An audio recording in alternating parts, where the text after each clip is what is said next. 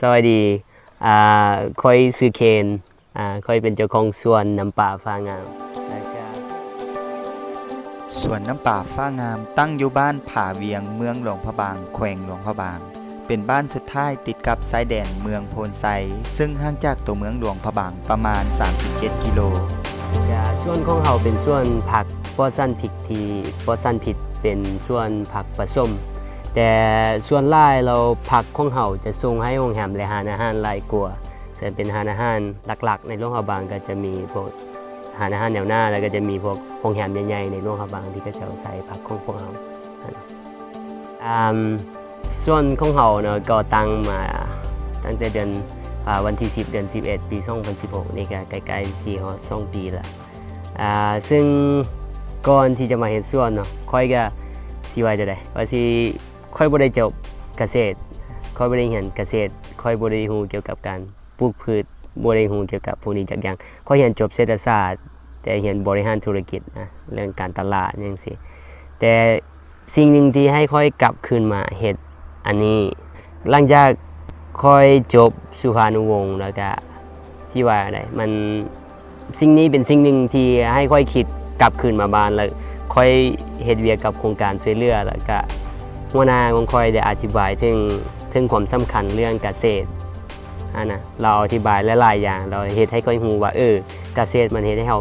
มีชีวิตชีวาหลายขึ้นกว่าการที่จะไปนั่งอยู่ออฟฟิศเบิ่งกับคอมพิวเตอร์อยู่กับคอมพิวเตอร์อยู่กับ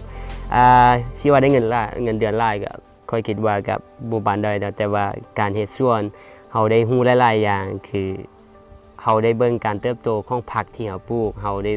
ให้อาหารเราได้ให้อาหารผักได้ดูแลผักและอีกอย่างกับครอบครัวค่อยเป็นครอบครัวที่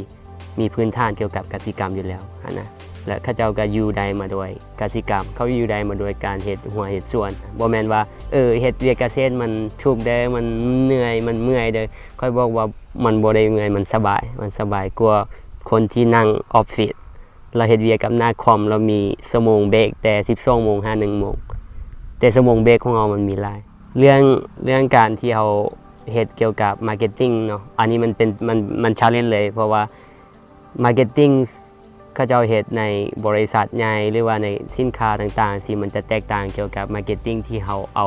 ผลิตภัณฑ์ที่มันเป็นผลิตภัณฑ์พื้นๆเป็นผลิตภัณฑ์ที่ว่าเนี่ยมันบ่หรูหรามันเป็นผลิตภัณฑ์นึงที่เราผลิตขึ้นมาแล้วเราเฮ็ดได้ให้มันได้ขายดีอันนี้มัน challenge ค่อยหลายกว่าผลิตภัณฑ์ของเราหลักๆแมนพวกบิลลูดมีลาดิสพวกสลัดพวกล็อกเก็ตแล้วก็เบบี้สปินัชซึ่งอันนี้เป็น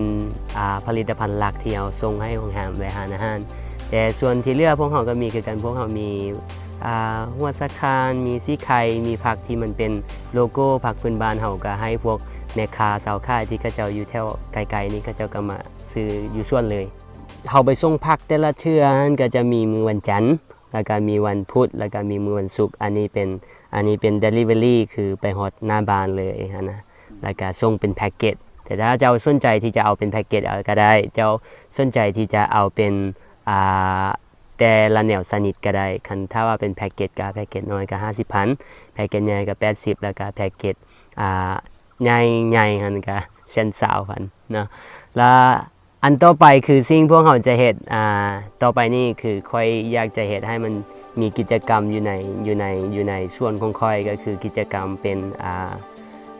นฮาล์ฟเดย์ทัวร์คือ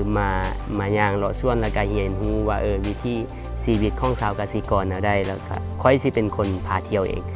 สิเบิ่งว่าเทคนิคของค่อยผลิตออร์แกนิกแนวได้แล้วก็ผลิตภัณฑ์ที่ส่วนไกลๆบ้านนี่เขาเจ้าผลิตแนวได้นะเพราะว่าพวกเราใช้เทคนิคที่มันต่างกันส่วนหลายเขาเจ้าจะเรียนมาจากรุ่นสู่รุ่นคื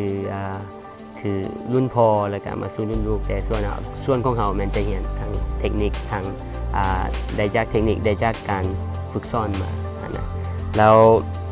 กิจกรรมที่2มัน Farm to Table คือไปเลาะเก็บผักในสวนของค่อยนี่แหละเอามาแต่งเป็นอาหารของเจ้าเองสุดท้ายเนาะก็อยากฝากส่วนของเฮาได้ให้เป็นที่รู้จักซะผู้ใดที่ต้องการผักที่ปลอดสารพิษเนาะก็สามารถติดต่อหาพวกเฮาได้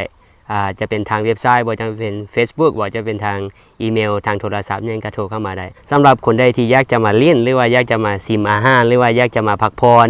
มาสูบอากาศสดชื่นบริสุทธิ์สิติดต่อแล้วก็เข้ามาได้เนาะแล้วก็อาหารที่เฮาเฮ็ดอยู่ในร้านอาหารเป็นร้านอาหารเป็นอาหารที่บ่ใส่แป้งนัวแล้วก็เป็นอาหารที่ปลอดสารพิษ 100% ทุกอย่างมาจากส่วนของพวกเฮาแล้วก็มาลองมาเบิ่งแล้วมาสัมผัสเบิ่งเองว่าจะฮู้ว่ามันเป็นอะไรแท้เนาะเข้าใจ